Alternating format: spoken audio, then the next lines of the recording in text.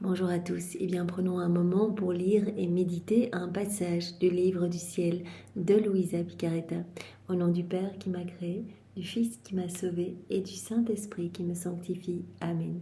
Jésus, nous nous immergeons une fois de plus en toi, dans ta divine volonté. Nous nous unissons à toi, nous nous identifions à toi, nous nous consumons en toi, nous fusionnons nos volontés dans la tienne, nous les fondons dans la tienne. Et Jésus, eh bien, nous voulons te dire d'une seule voix, comme si nos bouches eh bien, étaient les haut-parleurs de toute l'humanité. Jésus, nous t'aimons. Jésus, nous te louons, nous te bénissons, nous t'adorons, nous te glorifions et nous te remercions avec ta volonté, Jésus, au nom de tous. Et nous voulons vraiment te demander que vienne s'établir ton royaume d'amour ici-bas, le royaume de ta divine volonté. Jésus, viens vivre dans nos cœurs, viens nous transformer, viens nous purifier, viens embellir nos âmes, Seigneur. Viens, sois roi de nos cœurs, que ta divine volonté soit souveraine en nous, qu'elle puisse opérer et agir librement à partir de chacune de nos humanités. Oui, Seigneur, sers-toi de ce que nous sommes, et bien comme d'extension de ta propre humanité. Viens et investis chacun de nos pas, Seigneur. Viens et sanctifie nos regards, sanctifie chacune de nos paroles, notre oui, tout ce que nous allons entendre, nos battements de cœur, nos actes, nos pensées, que tout soit fait par toi, Jésus. C'est toi qui agis, nous t'accompagnons, que tout soit fait pour toi, pour ta gloire, celle de ton Père et celle de l'Esprit Saint.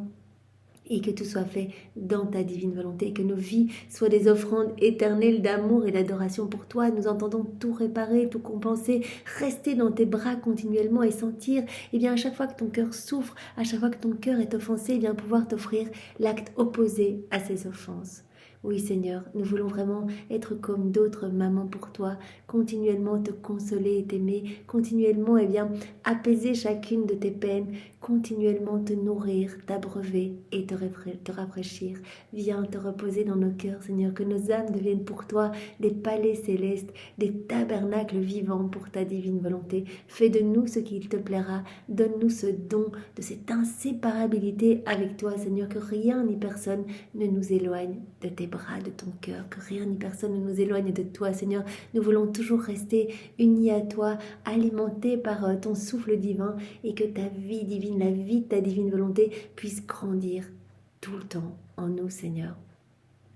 Merci Jésus pour tout ce que tu nous as donné, tout ce que tu vas nous donner aujourd'hui, ce que tu nous donneras demain.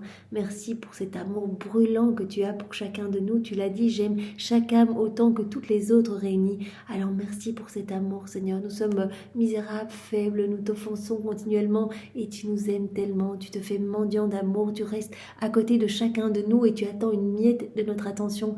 Merci Seigneur, merci pour ta miséricorde sans borne, quel que soit l'état de notre âme, vraiment la noirceur de nos péchés, eh bien, tu es dans cette attente et dans cet amour fou pour nous. Tu attends notre retour. Donc il suffit que nous fassions un pas dans ta direction et tu brûles de joie et d'amour. Tu nous prends dans tes bras et tu nous laves dans tes larmes et dans ton sang. Mais c'est inimaginable cet amour, Seigneur. Merci infiniment.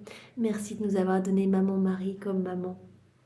Elle qui est si douce, si merveilleuse que nous fêtons tout ce mois de mai. Eh bien vraiment merci, elle qui est la reine du royaume de la divine volonté, qui nous guide, elle nous prend par la main. Marie, elle est vraiment là à nos côtés et à chacune de nos chutes. Eh bien elle nous prend, elle nous cache dans son manteau, elle nous lave et elle nous ramène à notre juste place dans tes bras, Jésus. Alors merci de nous l'avoir donné, merci infiniment pour elle. Merci avec tes propres remerciements, Jésus. Et nous entendons, eh bien, profiter de cet instant pour vous recouvrir l'un l'autre, eh bien, de vos bénédictions respectives, de votre amour respectif, de tous ces mots que vous aviez l'habitude de vous dire. Voilà, on veut tout récapituler et vous ensevelir sous cet amour. Nous voulons également vous recouvrir de l'amour du Père, l'amour de l'Esprit Saint, l'amour trinitaire. On veut également récapituler tous les actes d'amour qui ont été faits depuis le premier acte d'amour qui a été fait par amour pour toi, par amour pour ta maman, jusqu'au dernier qui sera, on veut tout reprendre, les dévotions, les chapelets, les rosaires, les mortifications, les jeûnes, les martyrs, les sacrifices, les dépouillements, voilà, tous les petits actes d'amour, on reprend tout, on ajoute nos petits je t'aime et on vous en recouvre continuellement. Voilà, au nom de toute la génération passée, présente et future. On veut également reprendre, Jésus, tous ces actes d'amour que tu as placés dans l'œuvre de la création, ceux que tu as placés dans l'œuvre de la rédemption et ceux que tu as placés dans l'œuvre de la sanctification. On veut également reprendre tous les actes de Maman Marie accomplis dans la divine volonté, la totalité de ces actes, l'intégralité de ces actes, depuis la seconde 1 de sa conception jusqu'à son assomption. Et bien voilà, tous ces actes que l'on reprend, bien sûr les actes faits humainement par tous les saints de tous les temps, on les refait dans ta divine volonté pour qu'ils soient parfaits. Et puis tes actes à toi, Jésus, et les actes de Maman Marie, on les greffe à ce paquet d'amour, on ajoute notre petite touche personnelle et on vous redonne tout le temps, pour vous consoler et pour vous aimer. Jésus maintenant, eh bien, dispose nos cœurs, dispose nos intelligences pour que nous puissions comprendre, vraiment comprendre cette vérité que tu vas nous donner. Chaque vérité est une vie divine que tu sors de toi, c'est une naissance, voilà, que tu sors de ton sein paternel. Et donc ces vies divines nous transforment, nous façonnent, nous font grandir à ta ressemblance. Alors Seigneur, que nous ne passions pas à côté de ce précieux trésor que tu vas nous donner aujourd'hui, mais que nous puissions accueillir tous ces mots bénis, mais comme des petites bouchées de lumière, les digérer en fait, les comprendre avec ta sagesse, ta compréhension à toi. Enveloppe-nous de ta lumière, donne-nous ton cœur, Seigneur, nous en avons besoin. Et vraiment que nous puissions être poussés à mettre en pratique ce que tu nous donnes tous les jours, ce que tu nous donnes comme trésor, et bien que nous puissions t'appeler dans toutes nos actions. Il n'y a que dans cette mise en pratique que tu vas pouvoir nous rendre propriétaires de tout, que tu vas pouvoir nous donner bien ce dont tu rêves de nous combler. Alors merci infiniment Seigneur, c'est toi qui agis en chacun de nous, tout est grâce et nous savons bien qu'il suffit de te donner notre oui et déjà c'est parti, ça commence, tu commences à nous purifier, à nous détacher des choses du monde, etc. Merci pour tout ce que tu fais. Jésus parle maintenant à travers ma bouche, envoie sur chacun de nous ton Esprit Saint, que ce moment fait en union avec toi puisse avoir des retombées dans tous les cœurs. Viens, Esprit Saint, viens, par la puissante intercession du cœur immaculé de Marie, ton épouse bien-aimée. Viens, Esprit Saint, viens, nous t'aimons, Esprit Saint. Nous voulons vraiment grandir dans cette relation d'amitié avec toi. Viens, par la puissante intercession du cœur immaculé de Marie, ton épouse bien-aimée. Viens, Esprit Saint, vraiment nous avons soif de toi. Viens, par la puissante intercession du cœur immaculé de Marie, ton épouse bien-aimée. Donc Seigneur, garde-moi toujours unie à toi, que je ne dévie pas de ce que tu veux nous donner. Alors le passage que nous allons méditer ensemble est celui du 11 février 1930. Donc nous sommes dans le volume 27 et c'est notre sœur Louisa qui parle. Mon pauvre esprit est sous le doux enchantement de l'éclatant soleil du fiat éternel. Louisa, voilà, elle commence chaque petit passage, en fait, chaque fois qu'elle commence à écrire, elle dit « Mais moi, je suis complètement abandonnée dans cette mer de lumière, dans le doux océan du divin fiat, et je suis comme sous un enchantement, en fait. Tout y est tellement sublime, tout y est tellement beau que vraiment, je sens cette douceur, je sens cette vie, je sens... C'est incroyable, en fait, tout ce qu'il y a, puisque la divine volonté comprend absolument tout. Bien, Louisa, elle est chaque fois vraiment dans cette joie, en fait, dans cet abandon et dans cet émerveillement. Mon pauvre esprit est sous le doux enchantement de l'éclatant soleil du fiat éternel et ô combien de magnifiques et touchantes scènes se déroulent en moi, si bien que si je pouvais les décrire comme je les vois, tous seraient sous le charme et diraient en chœur « Nous voulons faire la divine volonté ». Vous elle voit tellement de choses sublimes. La divine volonté, on peut s'imaginer qu'il y a dedans tous les bonheurs célestes, toutes les joies célestes, toutes les beautés célestes, toutes les œuvres divines. Enfin, il y a absolument tout. Donc elle dit, mais voilà, mon esprit est trop petit pour tout enclore et je n'arrive même pas à vous exprimer en fait tout ce que je vois. Si je pouvais exprimer tout ce que je vois, il n'y aurait pas une âme qui ne dirait pas, mais nous voulons vivre dans la divine volonté. Nous voulons faire la divine volonté. Mais là, je suis toujours la petite ignorante qui ne sait que balbutier. Donc vraiment, elle dit, voilà, je peux vous dire que quelques gouttes par rapport à tout ce que je vois. Et Jésus m'aide à mettre par écrit ces petites gouttes de lumière, mais c'est tellement immense.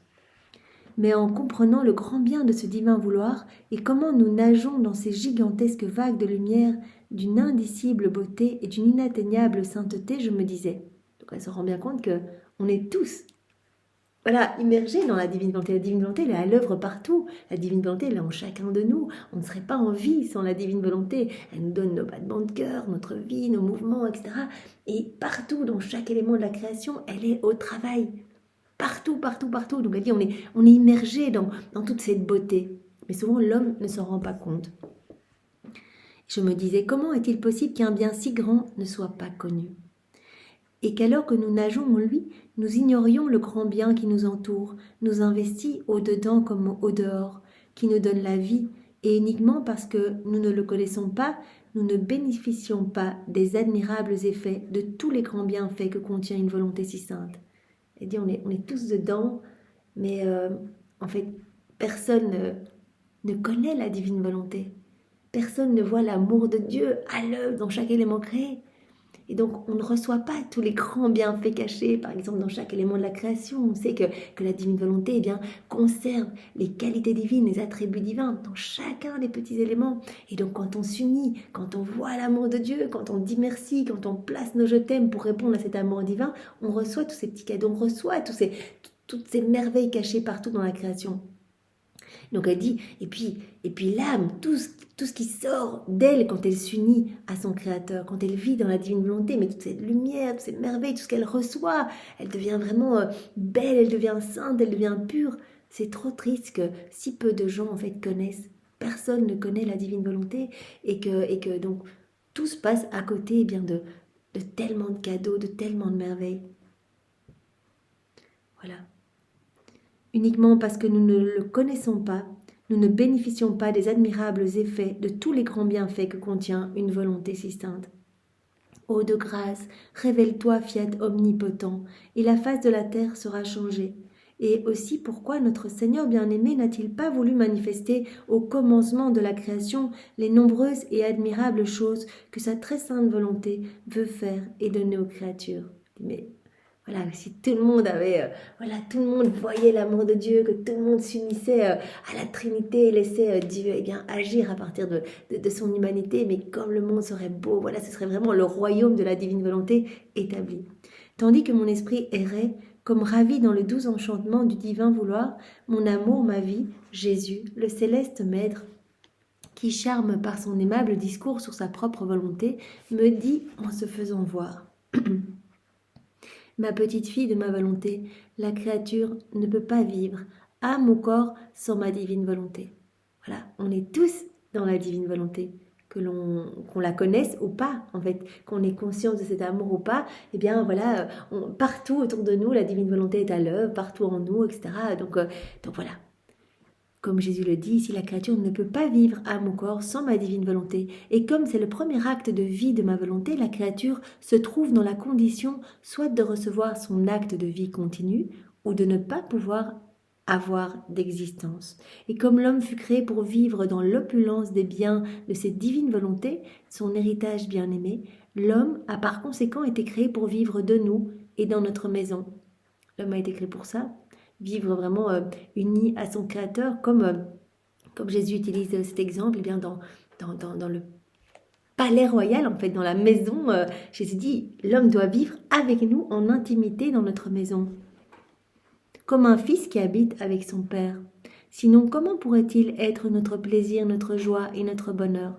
Donc, initialement, Adam était dans cette intimité, dans la maison de Dieu. Voilà, il répondait à cet amour comme un fils qui donnait le sourire à son père et qui l'enchantait en fait par tous ses mouvements, par tous ses regards, ses paroles. Adam, sans savoir, il faisait des rondes continuellement. Il s'émerveillait de l'amour de Dieu partout. Il le voyait. Ses sens étaient aiguisés. Donc, il répondait continuellement. Et c'était vraiment un reflux d'amour, une harmonie parfaite entre le ciel et la terre. Sinon, comment pourrait-il être notre plaisir, notre joie et notre bonheur s'il ne devait pas vivre près de nous, avec nous et dans notre divine volonté? Voilà, on comprend bien que l'homme, en quittant la divine volonté, eh bien, est devenu une source de tristesse pour Dieu, puisqu'il il ne correspond plus à ce pourquoi Dieu l'a créé. L'homme vit tout seul et vraiment se charge, encombre son âme de ténèbres, vit en haillons, mendie une petite grâce, etc. L'homme est mal, connaît les maux, les vices, les iniquités, et ne ressemble plus du tout à son Créateur, puisque la ressemblance se manifeste dans l'agir, et l'homme agit seul, n'agit plus avec Dieu, et donc ce n'est plus une source de joie. Au départ, Adam était une source de joie. Et Adam, qui dans la divine volonté, eh bien voilà, les maux, les vices, les iniquités ont vu le jour. Et Jésus dit, ben voilà, les hommes ne sont plus du tout source de joie maintenant, mais plutôt source de tristesse. Voilà. Comment pourrait-il être notre plaisir, notre joie et notre bonheur s'il ne devait pas vivre près de nous, avec nous et dans notre divine volonté? Un fils qui est au loin ne peut pas faire la joie de son père, son sourire, son plaisir. Au contraire, la simple distance brise l'amour et apporte l'amertume de ne pas pouvoir jouir du bien-aimé. Voilà, en fait, il y a tellement de distance. L'homme a... C'est comme si l'homme, en fait, s'était déconnecté de Dieu, s'était arraché du cœur de Dieu et vraiment avait obstrué tous les canaux de communication avec son Créateur. Et voilà, et donc Dieu ne peut plus donner, Jésus le dit tellement de fois, moi je suffoque, je suis dans les cœurs, je suis la divine volonté, je suis là dans chaque cœur, comme Jésus nous le disait juste précédemment, l'homme ne serait pas en vie sans ma divine volonté, donc je suis là, il est en vie grâce à mon souffle, voilà qui le maintient dans son existence. Mais je ne suis pas reconnue, je ne suis pas aimée. C'est comme si l'homme, eh bien, s'était totalement éloigné de nous, nous repoussait. Et donc, en fait, je ne peux pas donner. Parce que l'homme ne veut pas, je ne peux pas déverser mes cadeaux, mes grâces et rendre mon enfant beau, mon enfant gracieux, mon enfant plein de lumière. Je ne peux rien faire parce que l'homme ne m'en donne pas l'autorisation. En se déconnectant de moi, c'est comme si l'homme avait fermé son cœur et par là même avait fermé en fait à double tour le cœur de Jésus qui ne pouvait pas déverser son amour. Et quand l'amour ne peut pas se déverser de manière facile dans les cœurs, eh bien il doit trouver une autre façon de se déverser. Et donc c'est pour cela que voilà, la justice divine s'exerce en fait. Quand cet amour ne peut pas se donner, que Jésus ne peut pas donner son amour, cet amour va déborder d'une autre façon, sous forme par exemple de châtiment, etc. Mais quelle tristesse pour la Trinité. L'homme qui ne glorifie plus du tout Dieu par ses mouvements, ses paroles. Au départ, l'homme était appelé, voilà, chacun des pas d'Adam, et bien glorifier la Trinité, chacun de ses regards, chacun de ses battements de cils. Tout était louange et bénédiction pour la Trinité. Mais qu'est-ce que l'on fait maintenant de nos mains? Nos mains, elles servent qu'à faire des petits actes déconnectés de la divine volonté. Nos pas ne servent plus du tout à marcher vers le ciel, mais plutôt à marcher à des fins mauvaises ou marcher vraiment pour notre satisfaction personnelle, etc. Nos cœurs ne battent plus uniquement pour Dieu, mais battent pour toutes les choses du monde. On s'anime, on se réjouit pour les petites choses ici-bas, on s'accroche de plus en plus à la terre. Et donc Jésus voudrait vraiment qu'il n'y ait plus rien d'humain en nous pour que vraiment notre âme soit greffée au soleil de sa divine volonté, qu'on puisse être rempli de cette lumière, qu'on puisse être vraiment, nos yeux uniquement fixés sur lui, que toute notre vie soit centrée sur Dieu et qu'on puisse, le laisser libre en nous, roi en nous, maître en nous. Un fils qui est au loin ne peut pas faire la joie de son père, son sourire, son plaisir. Au contraire, la simple distance brise l'amour et apporte l'amertume de ne pas pouvoir jouir du bien-aimé. Donc c'est vraiment l'homme qui a choisi délibérément de s'écarter, comme on l'a vu hier dans l'exemple, c'est comme si ce roi qui était magnifique, qui avait tout, qui avait les plus beaux festins, les plus beaux vêtements, etc., et qui avait choisi délibérément de tout lâcher pour aller vivre en haillons dans une petite hutte, être malheureux, essayer de mendier, etc. Je me suis dit, mais c'est aberrant, on veut tout donner à l'homme, il n'a qu'à revenir, et c'est vraiment facile. Maintenant, on a de la chance, on a ces écrits du ciel, on doit juste donner notre oui, et Jésus s'occupe du reste, mais vraiment, il s'occupe de tout, les choses que l'on n'arrivait pas à nettoyer, des mauvais penchants, qui gangrénaient notre âme depuis des années, on essaie de lutter tout seul, etc. Mais avec la divine volonté, ça se nettoie tout seul. Jésus, il va pas cohabiter avec le péché dans notre âme. Donc vraiment, il arrache tous les jours des mauvaises herbes. Il est au travail dans nos cœurs, mais pour nous rendre beaux et saints de cette sainteté divine. Tu vois donc que l'homme a été créé pour vivre dans notre intimité. On a été créé pour être vraiment en intimité avec notre Créateur. D'ailleurs, tout nous a été donné pour que nos sens soient exaltés par des parfums délicieux, que notre goût, qu'on puisse goûter toutes ces saveurs, qu'on puisse se réjouir en écoutant les chants d'oiseaux. En fait, tout nous a été donné pour être connectés à Dieu, vivre dans cette intimité. On a reçu ces trois puissances de l'âme. Notre volonté pour qu'elle reste toujours connectée à la volonté du Père, notre intelligence pour qu'elle reste toujours connectée à la sagesse de Jésus et notre mémoire pour toujours nous rappeler de l'amour de l'Esprit Saint. Donc tout a vraiment été fait pour l'homme, on l'a vu hier, tout a été fait, ces petites choses comme Jésus le disait, d'abord il procède en faisant des petites choses, donc tout l'univers en fait a été fait pour nous parce que on était vraiment le chef-d'œuvre de Dieu en fait, la beauté de Dieu, le chef-d'œuvre de toute la création, le chef de la création. Et donc vraiment, dans cette intimité avec Dieu, on donnait le sourire à Dieu en fait. Mais combien on est misérable maintenant, même la création ne nous reconnaît plus. Voilà pourquoi des hommes se font attaquer par des bêtes sauvages, etc. Parce que cette vie divine n'est plus en nous. En fait, on étouffe cette vie divine chaque fois qu'on agit seul et sans Dieu. Et comme la divine volonté est toujours à l'œuvre dans la création, on est comme la tache noire sur le tableau. Ça, Jésus avait pris cet exemple, mais vraiment comme un beau tableau, tout est sublime, la création. Et puis l'homme, le seul à ne pas vivre dans la divine volonté, à marcher comme la tête en bas, en haillons, on salit tout le tableau. Ça ressemble plus à rien parce qu'on est là au milieu, tout noir, et on ne laisse pas Dieu agir. Alors que tout était pour nous réjouir et pour que nous puissions continuellement dire merci, louer et bénir. Tu vois donc que l'homme a été créé pour vivre dans notre intimité, dans notre maison, dans notre divine volonté, afin que nous puissions assurer nos joies et notre bonheur éternel, ainsi que le sien. Bonheur éternel, voilà, de l'homme vivant dans ce lien avec son Créateur. Voilà, c'était le plan de Dieu. Mais l'homme, notre fils, bien qu'il fût heureux dans la maison de son père, se rebella. Cette mise à l'épreuve qu'Adam a ratée. Pourtant, il était heureux, il avait tout, il était bien. Et puis voilà, il s'est rebellé, il a quitté la maison paternelle. Et en faisant sa volonté, il perdit le sourire de son père, ses joies très pures. Et comme il pouvait vivre sans le concours, comme il ne pouvait vivre sans le concours de notre divine volonté, nous avons agi en père et lui avons donné sa part légale de notre divine volonté, non plus comme vie. Donc en fait, l'homme, par amour, en fait, Dieu s'est dit, ok, l'homme quitte ma divine volonté, il perd le royaume de ma divine volonté, il perd la divine volonté comme narratrice de notre amour partout, etc. Mais on va lui laisser quand même quelque chose pour survivre, en fait. Et donc Dieu a laissé à l'homme les effets de la divine volonté, mais il n'a pas laissé à l'homme, c'est comme Jésus le dit ici, on a laissé à l'homme une part légale, comme un petit héritage qu'on a donné à l'homme pour qu'il puisse survivre en fait. Mais on ne lui a plus laissé la divine volonté comme vie en fait. Voilà, nous lui avons donné sa part légale de notre divine volonté, non plus comme vie, qui le portait dans le giron du Père pour le rendre heureux et saint, mais pour le garder en vie, sans le rendre heureux comme avant, et lui donner les choses de première nécessité. Voilà. Donc l'homme pouvait continuer à se servir de la création, mais n'avait plus la divine volonté comme vie en lui en fait. Il pouvait juste, pour survivre, voilà, se servir un petit peu, voilà, des fruits, etc. Lui donner les choses de première nécessité selon son comportement. Sans ma divine volonté, il ne peut y avoir de vie. Et si mon divin fiat est si peu connu, c'est que les créatures n'en connaissent que la part légale. Et souvent, cette part légale n'est même pas reconnue complètement. Voilà, comme on est tous, descendants tous, voilà, d'Adam, eh bien, l'homme est resté déconnecté de Dieu. Et finalement, on a connaissance que de cette part légale, voilà, on dit la création, etc. Et souvent même... on n'attribue même pas cela à Dieu, voilà, on se sert de tout, mais pour notre petite jouissance personnelle. Mais on a perdu cette sensibilité vraiment de se dire que tout vient de Dieu, que tout est amour, que tout est pour nous, qu'on est propriétaire de tout, que Dieu nous veut, que Dieu nous veut revêtus des plus beaux joyaux du ciel, que Dieu veut qu'on reprenne cette place d'enfant de Dieu en fait, magnifique, de fils et de filles légitimes de Dieu. Souvent, cette part légale n'est même pas reconnue complètement, parce que celui qui vit de cette part légale n'habite pas dans la maison du Père.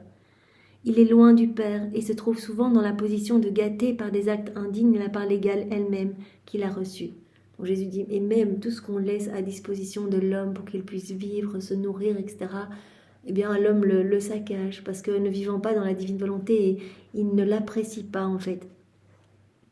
Par conséquent, ne sois pas surprise qu'on sache peu de choses sur ma divine volonté si on ne vit pas en elle. Voilà, quand on vit dans la divine volonté, vraiment notre cœur se dispose à... Voilà, on rentre vraiment dans les secrets divins, comme Jésus le disait à Louisa, l'âme qui vit dans la divine volonté, elle est invitée vraiment dans notre intimité, elle est dans notre maison, elle est dans le sacrarium divin, et donc elle participe à tout, elle est comme à notre table, et donc elle va vraiment rentrer dans ces liens profonds avec nous.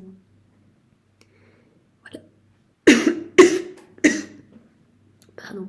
Par conséquent, ne sois pas surprise qu'on sache peu de choses sur ma divine volonté si on ne vit pas en elle, si on n'est pas dans l'acte continu de recevoir sa vie, qui rend heureux, sanctifie, et qui, parce qu'on se trouve près d'elle, dévoile ses secrets. Voilà, en se plongeant dans les écrits du ciel, parce que voilà, on médite dans la divine volonté, on accueille tous ces secrets. Voilà, au plus on va accueillir Jésus, au plus on va s'unir à Jésus dans toutes nos actions, au plus il va vraiment y avoir ces chaînes de lumière entre Jésus et nous, en fait, ces liens d'intimité qui vont grandir.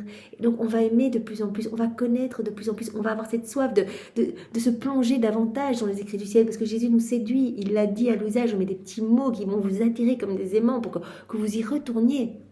On peut s'en rendre compte, lire comme ça tout le temps les mêmes livres, c'est vraiment Jésus qui est au travail, qui nous donne, qui nous façonne à chaque fois qu'il nous parle de quelque chose. Il ne fait pas que nous enseigner comme ça. Non, à chaque fois, il nous donne ce dont il nous parle. Il nous parle de l'humilité, il va nous donner cette humilité. Il nous parle de l'obéissance, il va travailler notre âme pour qu'elle soit plus obéissante, etc. Voilà. Donc par conséquent, ne sois pas surprise qu'on sache peu de choses sur ma divine volonté si on ne vit pas en elle, si on n'est pas dans l'acte continu de recevoir sa vie, ce qui rend heureux, sanctifie, et qui, parce qu'on se trouve près d'elle, dévoile ses secrets. En plus, on va se plonger dans la divine volonté, au plus, on va grandir dans cette intimité, on va connaître de plus en plus tous les secrets divins. Se trouve près d'elle, dévoile ses secrets, fait connaître qui elle est, ce qu'elle peut donner à la créature et combien elle désire la prendre dans son giron pour former en elle sa vie divine. Et on a pu l'observer à titre personnel, je pense. Voilà, au plus nous lisons les écrits du ciel, nous les méditons, au plus on a cette soif de vivre dans la divine volonté. On ne veut plus rien d'autre. Le Seigneur vient vraiment tellement nous donner envie en fait de devenir ces rayons de lumière, de devenir ces soleils, qu'à chaque acte nous puissions sauver des milliers d'âmes, etc., travailler à l'avènement du royaume de la divine volonté. Puisqu'à chaque fois qu'on s'unit avec Jésus, à chaque fois qu'on s'unit à lui, il vient élargir les frontières du royaume dans notre âme et dans tous les cœurs, et donc on travaille à faire descendre ce royaume. Voilà, donc l'âme va de plus en plus avoir de connaissances, elle va grandir en intimité. Elle va comprendre que vivre dans la divine volonté va la sanctifier. Parce qu'on se trouve près d'elle, la divine volonté, elle va dévoiler ses secrets, elle fait connaître qui elle est, ce qu'elle peut donner à la créature et combien elle désire la prendre dans son giron pour former en elle sa vie divine. Voilà, au plus on va s'unir à Jésus, en plus on va faire grandir cette vie divine en nous, on va l'alimenter à chaque fois. D'autant plus qu'en faisant sa volonté, l'homme s'est placé lui-même dans la condition de serviteur, et un serviteur n'a pas droit à l'héritage de son maître. En quittant la divine volonté, il a perdu cette place d'enfant de Dieu, de propriétaire où tout lui appartenait, pour prendre comme une position de serviteur en fait. Et un serviteur n'a pas droit à un héritage. Alors, par extrême bonté, Dieu a autorisé à Adam de se servir, et donc toutes les générations qui ont suivi, se servir dans la création pour ses stricts besoins nécessaires, ses nécessités. Voilà. Un serviteur n'a pas droit à l'héritage de son maître, mais seulement à une misérable compensation qui lui fait vivre une vie pleine d'épreuves. Voilà, Jésus dit, mais il n'y a pas de commune mesure entre l'âme vivant dans sa volonté propre, qui a comme une position de serviteur, qui se sent un petit peu loin de Dieu, qui grappille pour une grâce, qui a une vie pleine d'épreuves, qui doit essayer tout seul, au mieux, par l'exercice de vertu, d'acquérir sa sainteté, etc. Et puis la vie dans la divine volonté, on reprend cette place d'enfant de Dieu, tout nous est donné, on devient directement propriétaire de tout, le Seigneur s'occupe de tout, et il va nous donner petit à petit son tempérament à lui, donc on va changer, on va devenir beaucoup plus en paix, beaucoup plus en confiance, on va sentir sa douceur rayonner de nous, son amour, on va être rempli de l'Esprit Saint, parce que quand Jésus s'installe, bien sûr, il vient avec son Père, l'Esprit Saint. Donc c'est absolument magnifique. Et on retourne vraiment dans cette unité du divin fiat avec chaque élément de la création. Par conséquent, ma fille, on peut dire qu'avec toi, j'ai ouvert les portes pour te laisser entrer et vivre dans notre maison. Voilà, Jésus en parlait au tout début. L'homme, en quittant la divine volonté, a quitté notre maison. Et nous avons besoin d'être proches de nos enfants. Voilà, comme un fils qui quitte la maison, combien le Père en est triste. Et donc, Jésus dit à Louisa, tu es la première, tu es la chef de file à revenir vivre dans la maison. Et donc, nous savons bien, parce que Jésus sait tout, il voit bien que tout, il voit déjà tout, puisque tout se trouve dans cet acte unique et éternel, il n'y a pas de passé, pas de futur, c'est l'éternel présent. Donc il voit déjà qu'il va y avoir le triomphe du royaume de la divine volonté, que toutes les âmes, que beaucoup d'âmes vont suivre, vont vivre dans la divine volonté. Et donc voilà, nous sommes en train, en lisant les écrits du ciel, en appelant Jésus dans nos actions, de revenir dans la maison du Père, de venir nous blotter dans ses bras, de nous laisser cajoler et remplir des plus beaux trésors. Voilà, on peut dire qu'avec toi, j'ai ouvert les portes pour te laisser entrer et vivre dans notre maison, dans notre divine volonté, non plus de ta part légale, mais en tant que notre heureuse héritière. C'est plus une petite part, mendier, voilà, comme un serviteur pour les stricts besoins nécessaires, etc. Non, héritière de tout. Tout nous appartient, on reçoit tout. Après quoi il ajouta, ma fille, de plus, étant donné que dans ce peu qui a été dit sur ma divine volonté, dans toute l'histoire du monde, n'ayant connu que la part légale, ils ont écrit sur elle ce qu'ils avaient connu de mon fiat après le péché. Quelle relation il a avec les créatures, même si elles l'offensent, ils ne vivent pas dans notre maison. Donc Jésus, on connaît très peu sur la divine volonté. Voilà, Jésus a enseigné la prière du Notre Père. Voilà, les saints avant Louisa ont essayé de faire la volonté de Dieu, mais comme Jésus l'a déjà dit plein de fois, il y a une énorme différence entre faire la volonté de Dieu. C'est-à-dire, c'est comme si on se trouvait devant cette grande mer de lumière, en fait. Voilà, les saints, ils étaient comme devant cette mer de lumière, mais ils ne s'y plongeaient pas, en fait. Ils observaient Jésus lors de son passage sur la terre. Ils essayaient de faire comme lui, comme Saint François, voilà, qui observe Jésus et qui s'est dit, mais voilà, Jésus s'est dépouillé de tout, Jésus n'accumulait rien, etc.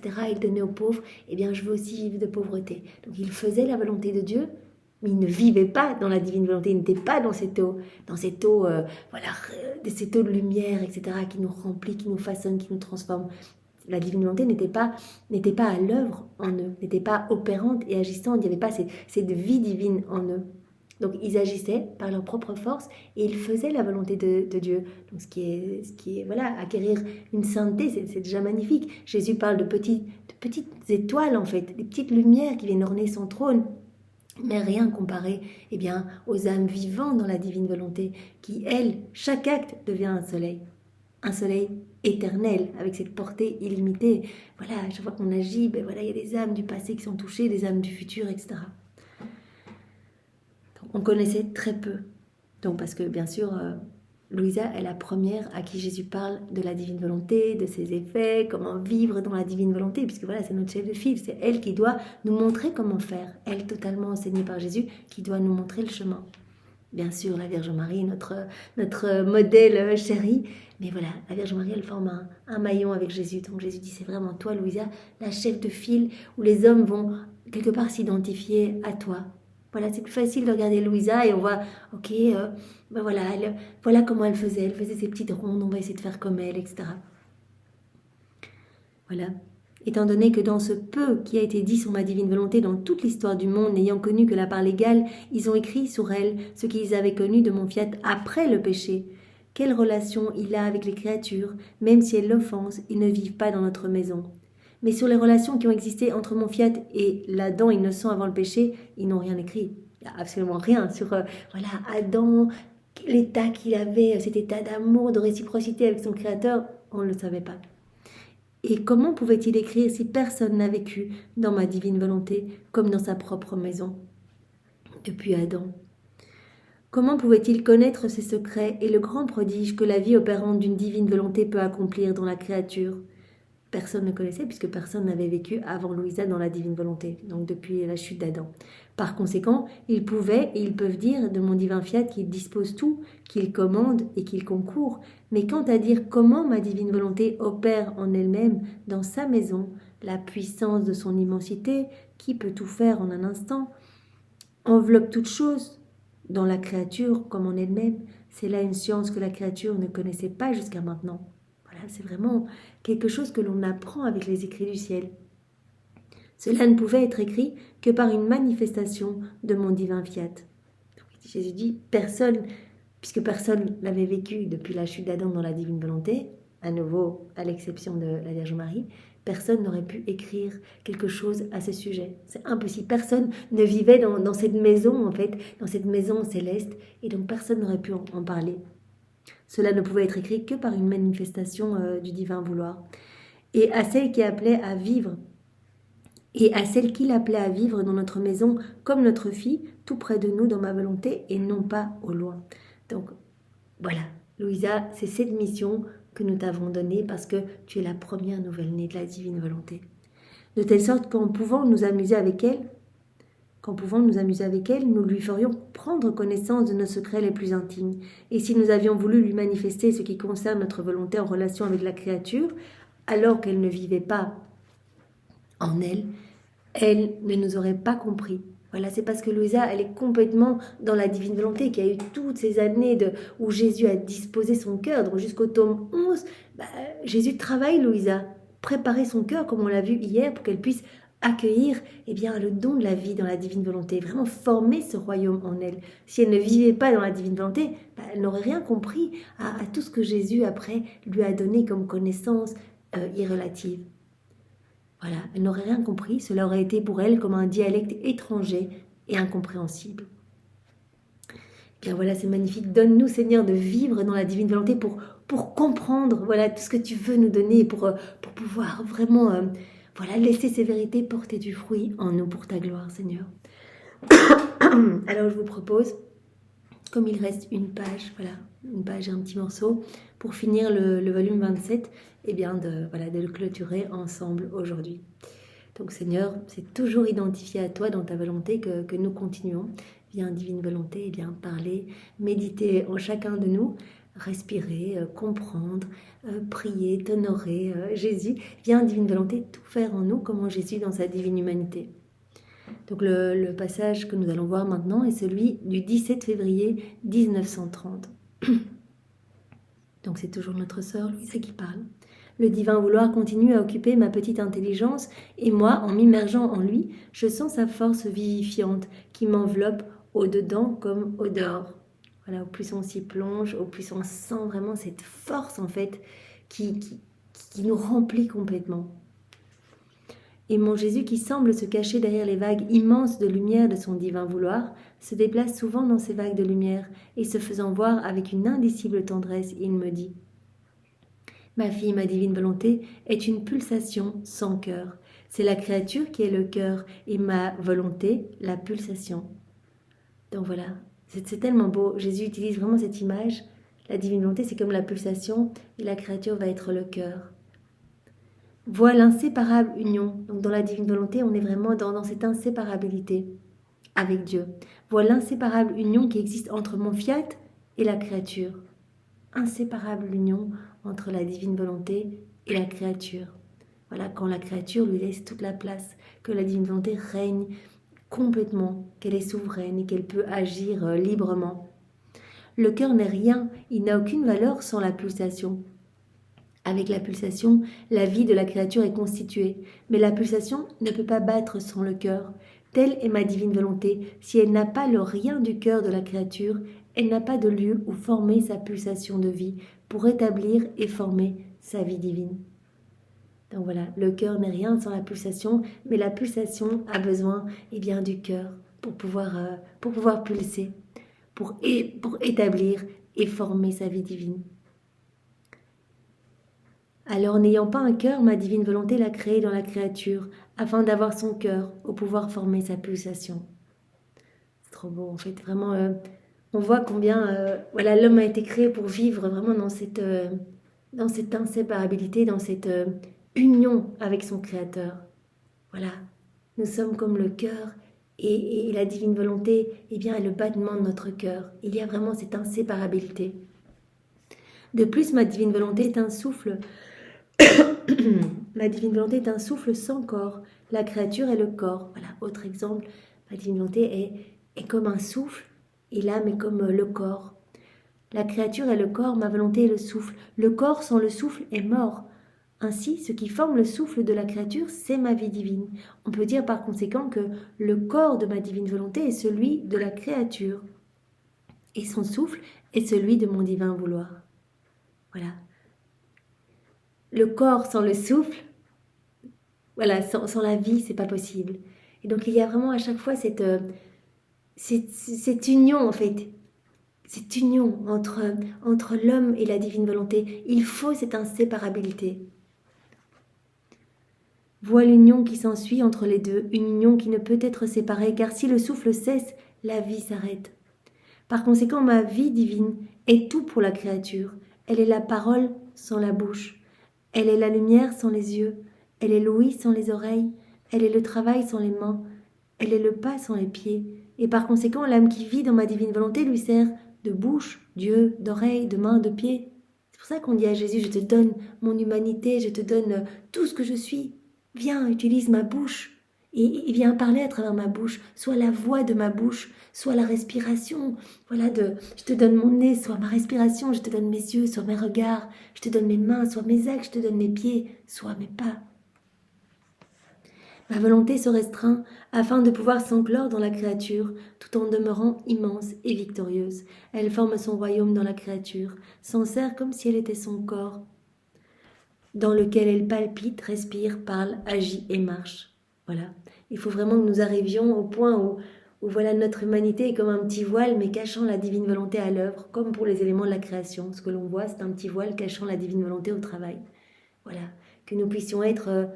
que ce soit comme un petit déguisement et qu'à l'intérieur, ce soit Jésus à l'œuvre, sa divine volonté en action.